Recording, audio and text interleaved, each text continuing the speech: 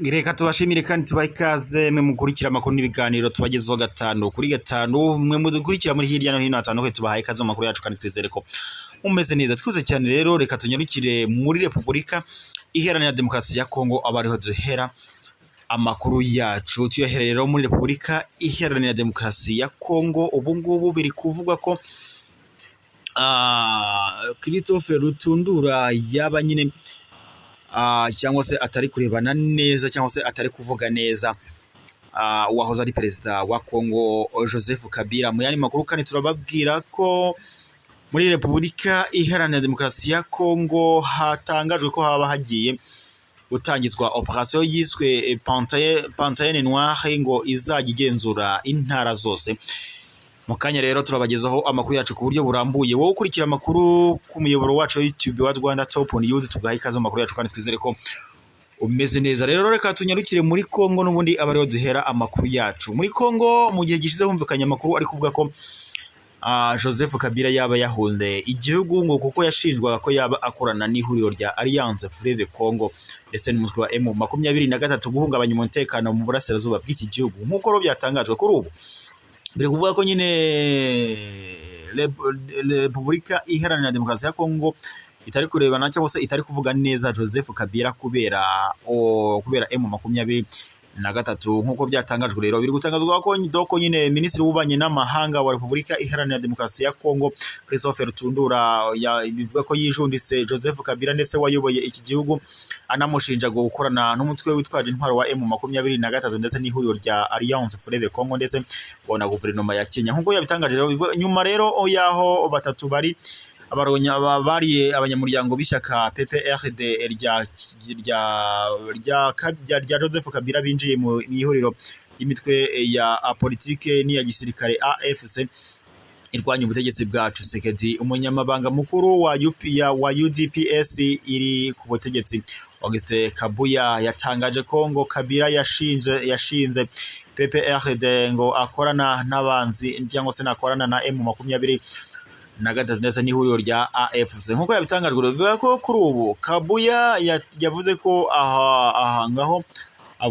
aho nyine avuga yagize ati, aho mvugira aha Joseph Kabila yahunze igihugu ntakiri aha mu gihugu, ngo nta n'ikimenyetso cyakora ngo cyaho yaba aherereye.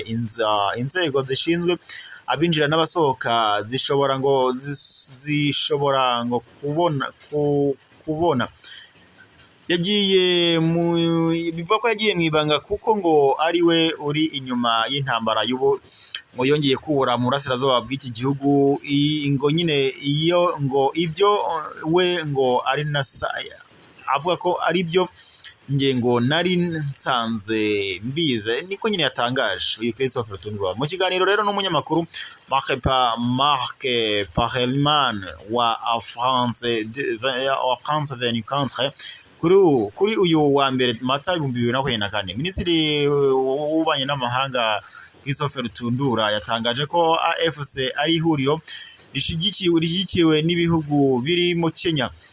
Rutundura yavuze ko yibaza impamvu ngese ubundi AFC niki, niko nyine yibashije. Avuga ko nyine ari ikintu cyavukiye ngo mu murwa mukuru w'igihugu cyo mu muryango wa Afurika y'Iburasirazuba Kenya, ndetse anavuga ko ngo ari ikibazo. Uyu munyapolitiki rero yabwiye umunyamakuru ko nta mpamvu n'imwe yumvikana ngo yari gutuma leta ya Kenya yemera ko AFC ishingirwa mu murwa mukuru Nairobi. Yagize ati, imyitwarire y'ubuyobozi bwa Kenya si myiza kuko ntabwo bikwiye ko wemerera umutwe kuvukira mu murwa mukuru kugira ngo urwanye ikindi gihugu kigenzi cyawe cyangwa se kigize umuryango, ngo uvuge ko uvuga uti turi igihugu kigendera kuri demokarasi. Yavuze ko rero kuri PPRD ngo Rutundura yavuze ko abarwanashyaka b'ishyaka ry'uwahoze ari perezida ryiyunze ku mutwe witwaje intwaro wa M23 ndetse n'ihuriro rya Alliance doko nyine ku mutwe wa M23. Yavuze ati ntabwo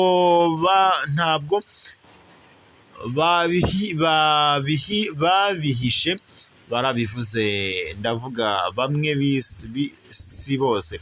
Rutundura yatangaje ko hari amakuru nyine yaturutse mu nzego z'umutekano ariko atarasuzumwa neza kugira ngo bimenyekane niba ari ukuri. Agaragaza ko rero hashobora kuba hari imikoranire hagati ya PPRD ndetse n'ihuriro rya Alliance Fleuve Congo.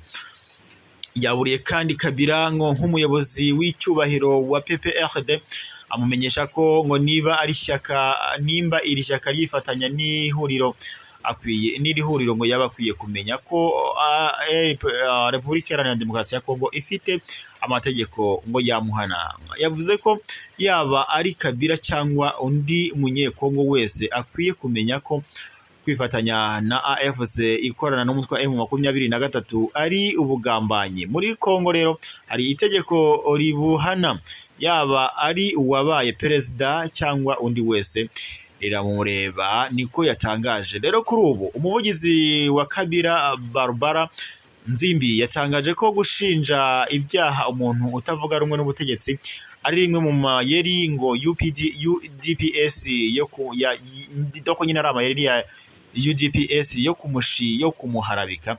Nzimbi yasobanuye ko Joseph Kabila ari mu masomo ye muri Afurika y'Epfo. Nk'uko byatangajwe rero, Adamu Shawe Yannick Chisola ndetse na Henry Maji Warifetu bivuga ko ari abarwanashyaka ba PPRD binjiye muri AFC, biyongera ku bandi ngo bo mu ihuriro Union Sacrée riri ku butegetsi ngo barimo Jean-Jacques Mamba ndetse wari unakomeye mu ishyaka MLS rya Minisitiri w'Ingabo Jean Pierre Ibemba. Mu yandi makuru kandi tuyakomereje n'ubundi muri Repubulika Iharanira Demokarasi ya Kongo. Muri Kongo biravuga ko hagati ndoko nyine mu makuru arimo gutanga cyangwa se ari guturuka muri Repubulika Iharanira Demokarasi ya Kongo, kuri ubu biri kuvuga ko nyine haba hagiye gutangizwa operation yiswe Panthère Noire izayizenguruka intara zose zitandukanye. Nk'uko byatangajwe mu murwa mukuru wa Repubulika Iharanira Demokarasi ya Kongo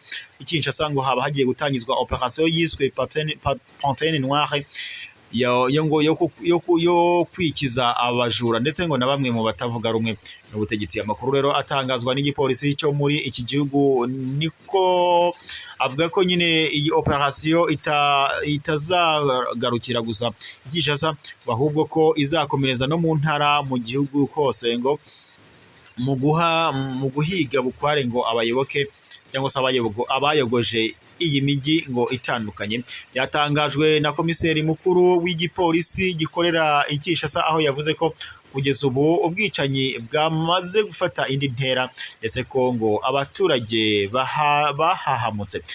Batunga kandi agatoki abatavuga rumwe n'ubutegetsi ko aribo bakunda kwitwikira amajoro bagakora ibi bikorwa by'uburwari cyangwa se by'ubwicanyi. Nk'uko byakomeje gutangazwa rero, umujyi wa Goma uri mu bice ngo bisumbirijwe n'ubwicanyi, ariko ahanini ngo abaturage bagashinja isoresore za Wazalendo ko arizo ngo nyirabayazana w'umutekano muke urangwa mu ntara ya Kivu y'Amajyaruguru ibifashijwemo na FARDC, kuko ngo babikora aba basirikare b'igihugu babarebera ndetse ngo bakanabafasha kubikora. Ubu bwicanyi rero ni kimwe mu bituma bamwe mu baturage bakurwa mu byabo, abandi bagahunga ndetse abenshi bakagana uduce dufitwe na M23 ngo kuko ariho babona umutekano, nk'uko bakomeza kugenda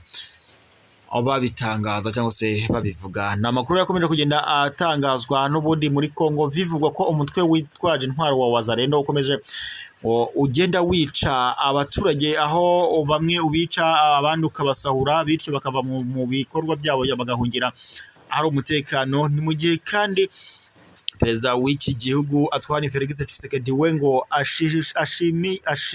ashyigikira cyangwa se yishimira ibikorwa umutwe witwaje intwaro wa Wazalendo ukorera muri Kongo, ndetse yanavuze ko ngo hari impamvu ibatera gukora ibi, ngo hari ibibazo byinshi ngo bagiye banyuramo, bityo rero ngo niyo waba uri perezida ntacyo wazo babwira.